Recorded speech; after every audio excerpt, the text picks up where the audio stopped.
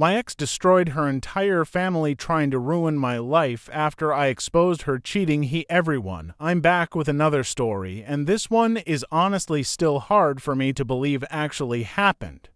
It's about how my ex-girlfriend Sarah tried so hard to destroy my life after I caught her cheating that she ended up completely obliterating her own family instead. I mean, we're talking nuclear-level destruction here. By the time she was done, she had lost literally everyone who ever cared about her, and it was all because of her own lies and manipulation. So let me start from the beginning. Sarah and I had been together for about 2 years. We met in college, and honestly, I thought she was the one. She was charming, beautiful, came from what seemed like a perfect family, and everyone loved her. Her parents, Mark and Linda, treated me like their own son from day one. Her younger brother Jake looked up to me, and even her grandparents would always ask about me during family dinners. Sarah's family was everything mine wasn't. My parents divorced when I was young, and I basically raised myself. So when the Johnsons welcomed me with open arms, it felt like I finally had the family I'd always wanted. Mark would take me fishing, Linda would pack me lunches when I stayed over, and Jake would always want to hang out and play video games. They were genuinely good people. Everything seemed perfect until about 6 months ago. Sarah started acting weird, staying out late, being secretive with her phone, making excuses not to spend time together, classic red flags, but I trusted her completely. I mean, why wouldn't I? We'd been talking about moving in together after graduation, maybe even getting engaged. She'd introduced me to everyone as her future husband. The truth came crashing down on a random Thursday evening. I decided to surprise her at her apartment with her favorite takeout because she'd been stressed about finals. I used the spare key she'd given me months earlier. The moment I walked in, I could hear sounds coming from her bedroom. And yeah, it was exactly what you think it was. I stood there frozen for probably 30 seconds, listening to my girlfriend and some guy I'd never seen before. Part of me wanted to burst in and cause a scene, but honestly, I just felt numb. Instead, I quietly took out my phone and recorded about a minute of audio through the bedroom door. I know it sounds creepy, but I needed proof. I had a feeling Sarah would try to gaslight me or turn this whole thing around somehow. After I got the recording, I left as quietly as I'd come in. I sat in my car for probably an hour just processing what had happened. 2 years of my life, all the plans we'd made, the family I thought I'd found, all of it was just gone in an instant. But here's where Sarah made her first massive mistake. About 3 hours later, she texted me acting completely normal, asking if I wanted to come over later. She had no idea I'd caught her, so I played along. I texted back saying sure and that I'd bring dinner. When I arrived, she was all lovey-dovey, kissing me, asking about my day. The whole performance was sickening. Knowing what I'd witnessed just hours earlier, we sat down to eat, and she started telling me about her stressful day studying at the library. That's when I decided to drop the bomb. Funny, I said, pulling out my phone, because I was actually at your apartment earlier today. I played the recording. The color drained from her face instantly. For a moment, she just sat there in complete shock. Then she went into full panic mode, crying, begging, making every excuse in the book. It was just a mistake. She was drunk. It didn't mean anything. She loved only me, the whole script that cheaters always use. But what really got to me was when she started blaming me. According to Sarah, I wasn't paying enough attention to her. I was too focused on my studies. I wasn't romantic enough. Somehow, her cheating was my fault. That's when I realized I was dealing with someone who had zero accountability for her actions. I told her we were done and left. I figured that would be the end of it. A painful breakup, but a clean one. Boy, was I wrong. Within 24 hours, Sarah launched what I can only describe as a full-scale war against me. She started by calling and texting non-stop, leaving voicemails, screaming about how I was a horrible person for spying on her and recording her without permission. When I blocked her number, she started using her friends' phones, fake numbers, even created fake social media accounts to harass me, but the real nuclear option came when she realized I wasn't going to take her back. Sarah decided that if she couldn't have me, she'd destroy my reputation and my relationships with her family. She started spreading lies, and I mean elaborate, detailed lies, about me to anyone who would listen. The first lie was that I had been emotionally abusive throughout our entire relationship. According to Sarah's new narrative, I was controlling, manipulative, and had isolated her from her friends. She claimed that's why she found comfort with someone else. This was completely insane because anyone who knew us could tell you that Sarah was the dominant one in our relationship. She made most of the decisions, chose where we went, what we did, even what I wore to family events sometimes, but Sarah didn't stop there. She told people I had stolen money from her, that I had cheated on her multiple times, and that I had even threatened her physically when she tried to break up with me. None of this was remotely true, but Sarah was a good actress, and she knew exactly how to play the victim. The worst part was watching some of our mutual friends actually believe her. People I'd known for years started treating me differently, some even cutting contact completely. It was devastating to see how easily people could be manipulated, especially by someone who seemed so sweet and innocent on the surface, but Sarah's biggest target was her own family.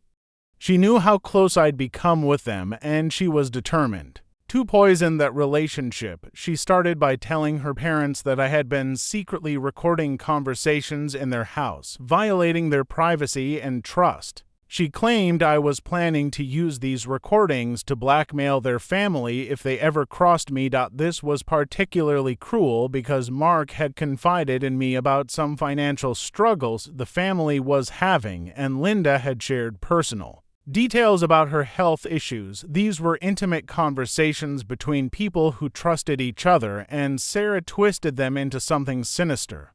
She made it sound like I was some kind of predator who had infiltrated their family with malicious intent. Initially, her parents were confused and didn't know what to believe. They'd known me for 2 years, had seen how Sarah and I interacted, and my behavior had never given them any cause for concern. But Sarah was their daughter, and she was crying and playing the victim so convincingly that they started to have doubts about me. Mark called me one evening, clearly uncomfortable, and asked if we could meet for coffee. I agreed, thinking maybe I could clear the air and explain what had really happened. But when I got there, it was clear that Sarah had already filled his head with so many lies that he didn't know what to believe anymore. "Jake," he said, "that's my name, by the way. Sarah told us some very concerning things about your relationship. She says you've been recording private conversations in our home and that you threatened her when she tried to end things. Is any of this true?" I was honestly heartbroken. This man had been like a father to me, and now he was looking at me like I was some kind of criminal. I tried to explain what had really happened, even offered to show him the recording I'd made of Sarah cheating, but he said he didn't want to hear it.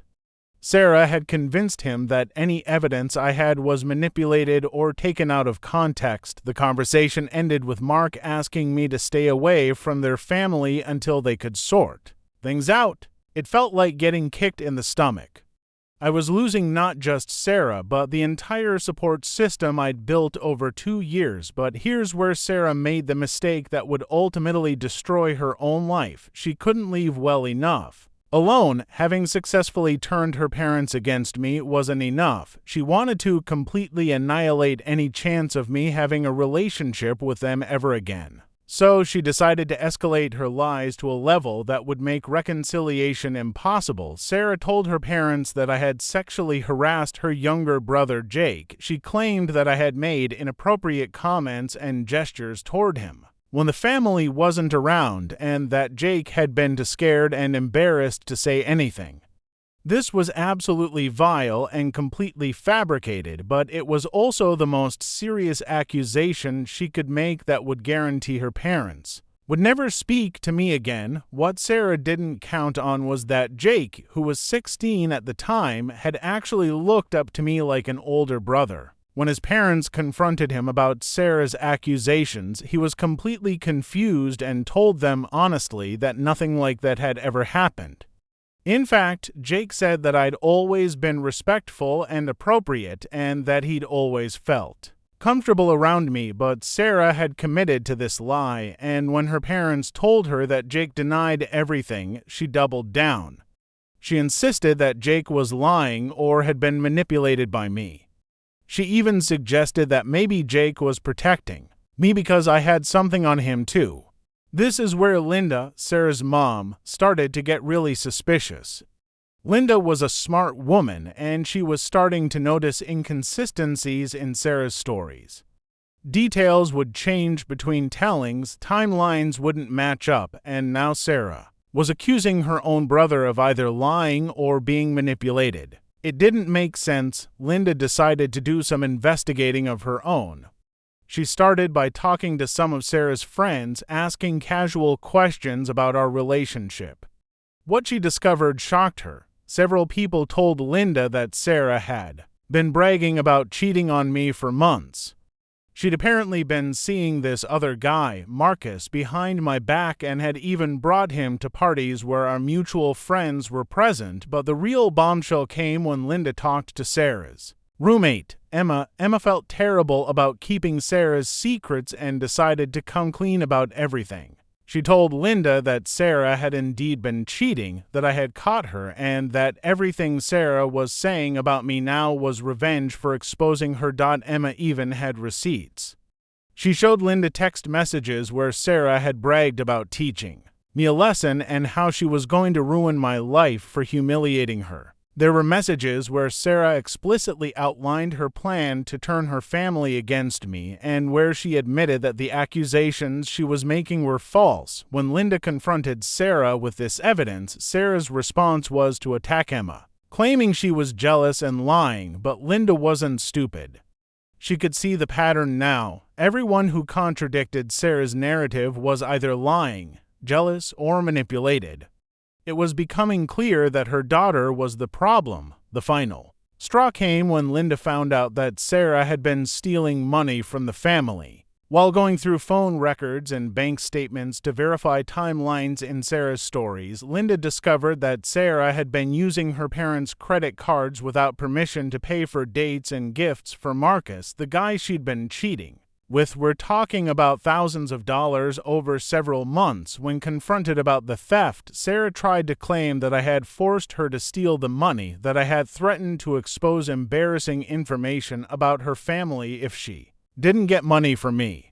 But this lie was too easily disproven. The charges were all at restaurants and stores that Sarah frequented with Marcus, and there were even social media posts of her and Marcus enjoying expensive dinners and gifts that had been purchased with her parents' money. Linda and Mark were devastated. Their daughter had not only been lying to them for months, but had been stealing from them to fund her affair. And instead of coming clean and asking for forgiveness, she kept lying and trying to blame everyone else, including the young man they had welcomed into their family as a son. The confrontation that followed was apparently nuclear. Linda later told me that it was the worst fight their family had ever had. Sarah was caught in lie after lie, and when she realized she couldn't talk her way out of it, she became vicious. She started attacking her parents, calling them stupid for believing everyone else over their own daughter. She accused them of loving me more than her, of never supporting her, of ruining her life, but Sarah wasn't done destroying her own life. Yet, in a final desperate move, she decided to take her lies public. She created posts on social media accusing me of abuse, harassment, and theft. She tagged mutual friends, classmates, even some of my professors. She was trying to destroy my reputation beyond repair. This backfired spectacularly. Remember Emma, Sarah's roommate who had already exposed her lies to Linda? Well, Emma screenshot all of Sarah's previous text messages where she admitted to making false accusations against me and posted them as responses to Sarah's social media posts. Emma also posted the evidence of Sarah's affair and her theft from her parents. The response was swift and brutal. People who had initially believed Sarah's victim narrative now saw clear evidence that she was a liar and manipulator. Friends started commenting on her posts, calling her out for her lies. People shared Emma's evidence posts, and within hours, it was clear to everyone in our social circle what kind of person Sarah really was. Sarah's attempts to destroy my reputation had completely backfired. Instead, she had destroyed her own credibility so thoroughly that nobody wanted anything to do with her anymore. Friends who had supported her when she first claimed to be a victim now felt manipulated and betrayed. They realized that if Sarah could lie so extensively about me, she had probably lied to them about other things too. The social consequences for Sarah were devastating. She was essentially ostracized from our entire friend group. People didn't trust her anymore, didn't want to be around her, didn't want to be associated with her drama. She had burned so many bridges with her lies that she had nowhere left to turn, but the worst was yet to come. Linda and Mark, after seeing the full extent of their daughter's lies and manipulation, made a decision that shocked everyone. They kicked Sarah out of the house and told her she was no longer welcome in their home until she got serious help for her behavior and made genuine amends for what she had done. They also did something that nobody saw coming. They reached out to Emmy. Linda called me, crying, and apologized for believing Sarah's lies. She explained everything they had discovered, showed me the evidence Emma had provided, and asked if I could ever forgive them for doubting me. I was honestly overwhelmed. These people who had been like family to me were asking for my forgiveness. When I completely understood why they had believed their daughter initially. What parent wouldn't believe their child when they claim to be a victim of abuse? Mark and Linda asked if I would consider maintaining a relationship with their family. They said that losing me had been one of the hardest parts of this whole situation and that they had come to realize how much I truly meant to them. Jake, Sarah's brother, had apparently been asking about me constantly, missing our gaming sessions, and wondering why I didn't come around anymore. I was torn. Part of me wanted to rebuild these relationships that had meant so much to me, but another part of me was worried about the complications it might create. How do you maintain a relationship with someone's family after a breakup this messy? But Linda made a point that really resonated with me. She said that I had been part of their family for 2 years, that those relationships and experiences were real and meaningful, and that they shouldn't be destroyed because of Sarah's lies and manipulation. She said that if I was willing, they wanted me to continue being part of their lives, completely separate from any relationship with Sarah. Meanwhile, Sarah's life continued to spiral.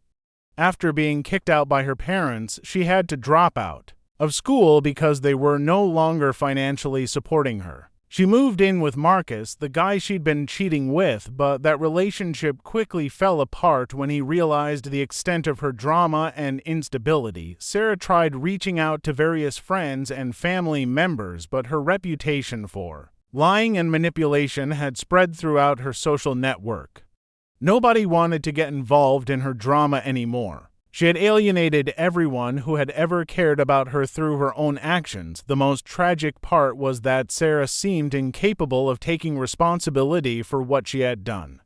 Even when confronted with overwhelming evidence of her lies, she continued to claim that everyone else was wrong, that she was the real victim, that people were conspiring against her. She couldn't or wouldn't acknowledge that her own choices had led to these consequences. In the end, Sarah's attempt to destroy my life had completely backfired. Instead of ruining my reputation and relationships, her lies had exposed her true character to everyone who knew her. She had lost her family, her friends, her financial support, her education, and her future, all because she couldn't accept responsibility for cheating and chose instead to launch a campaign of lies and manipulation. As for me, I ended up maintaining a relationship with the Johnson family. It felt weird at first, but over time it became natural again. Mark and I still go fishing, Linda still packs me food when I visit, and Jake and I have resumed our gaming sessions. They become my chosen family in a way that feels even more meaningful now because we all consciously decided to preserve these relationships despite the chaos Sarah created. The last I heard, Sarah was working at a retail job in another city, trying to rebuild her life from scratch. I don't wish her ill, but I also don't have any sympathy for her situation. She had every opportunity to handle our breakup with dignity and honesty, but instead chose to try to destroy innocent people's lives with her lies. The whole experience taught me a lot about the importance of truth, the power of manipulation, and the fact that sometimes people will destroy themselves in their attempts to hurt others. Sarah's story is a perfect example of how lies and revenge can consume someone completely, turning them into someone even their own family can't recognize or support. If there's a lesson in all this, it's that the truth always comes out eventually. Sarah thought she could construct an elaborate web of lies to ruin my life, but in the end, her deception was exposed and she was the one who paid the price. Sometimes the best revenge is simply letting people destroy themselves with their own toxicity. Thanks for listening to my story, everyone. It's still surreal to think about how much damage one person's lies can cause, not just to their targets, but to themselves and everyone around them.